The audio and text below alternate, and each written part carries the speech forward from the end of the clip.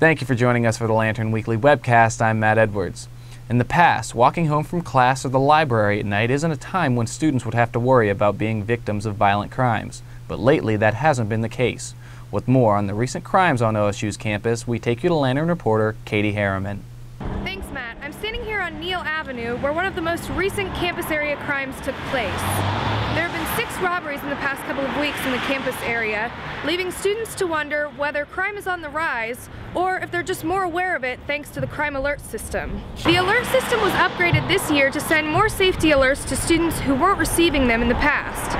Some students say the number of alerts they've received in the last 30 days has made them feel less safe on campus, but the alerts are making them more aware of their surroundings.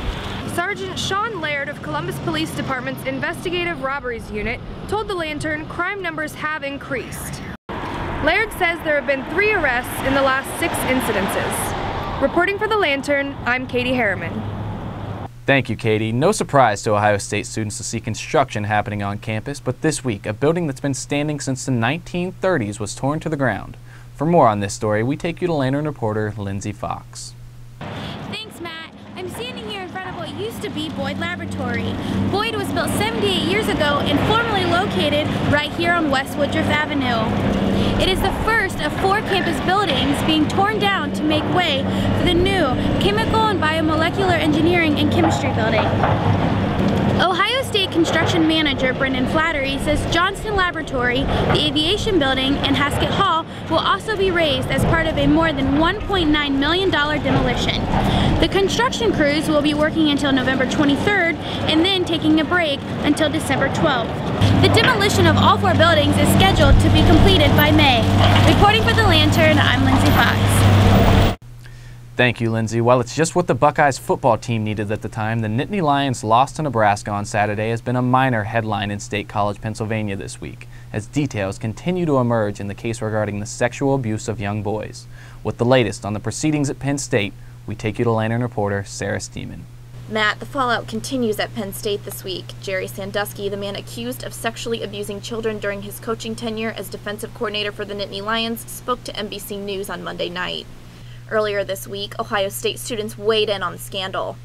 I think the whole scandal is sort of sad, to be truly honest. As a college football fan, of course I've known about Penn State and Joe Paterno my entire life. The fact that a coach abused younger boys for so many years and it went without any sort of punishment it's honestly sort of sad. I know we don't know all of the details yet. But to think that this is going to tarnish Joe Paterno's record, I mean, the whole university is at fault for this scandal. And I feel terrible for the students of Penn State and the alumni of Penn State who are really just getting torn to shreds over this whole matter that's going to set the university back for years upon years. I feel like Joe Paterno really messed up in not ensuring that the guy was punished. But I do think this is great for Ohio State, kind of taking the attention off of Jim Tressel. So overall, pretty good thing. Tuesday, Ohio State Athletic Director Gene Smith called for Buckeye fans to show sportsmanship and class toward Penn State as they will travel to Columbus this Saturday. The face-off will mark the first time since 1964 the Nittany Lions will play the Buckeyes without former head coach Joe Paterno. Paterno was fired earlier this month in relation to the scandal, and the Buckeyes are 0-4 against Penn State without him. Reporting for the Lantern, I'm Sarah Steeman.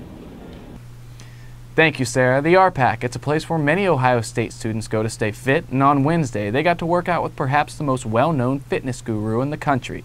For more on this story, we take you to Lantern reporter Kai Torpasawa. Richard Simmons, the popular fitness expert known for his flamboyant personality, led an energetic group fitness class on Wednesday at the Tom W. Davis Special Events Gym in the RPAC. The Ohio Union Activities Board, Department of Recreational Sports, and Exercise Science Club hosted Swen to the Oldies with Richard Simmons. Simmons talked about success and living healthy in college after the workout. The crowd went wild as Simmons walked onto the elevated stage. Hydration stations were located on both sides. The workout consisted of warm-up stretches, a dance aerobics core, and cool-down stretches.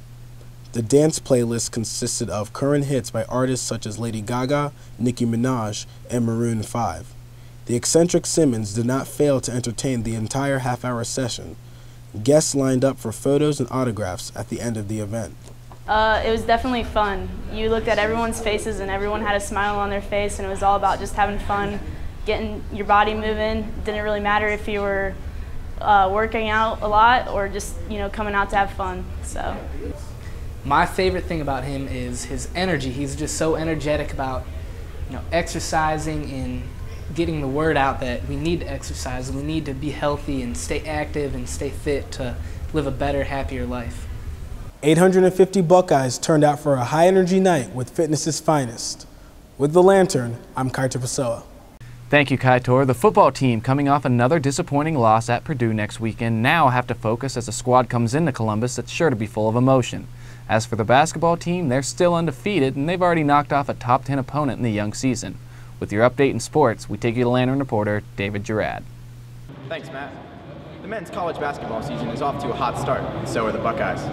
Ohio State defeated the 7th-ranked Florida Gators Tuesday night after an impressive performance from a few key players.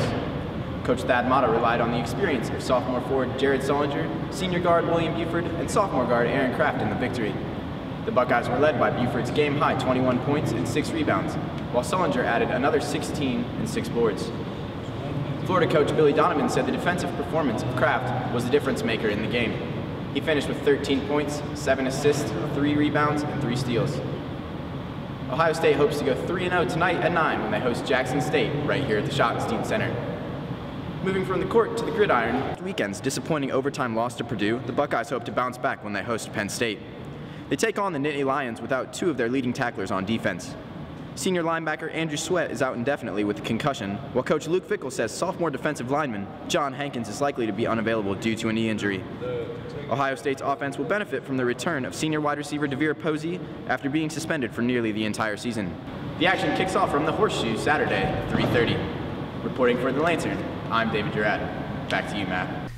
Thank you, David. That does it for this week's edition of the Lantern Weekly Webcast. For our producer, Ian Sheik, and all of the Lantern staff, I'm Matt Edwards. Thank you for joining us.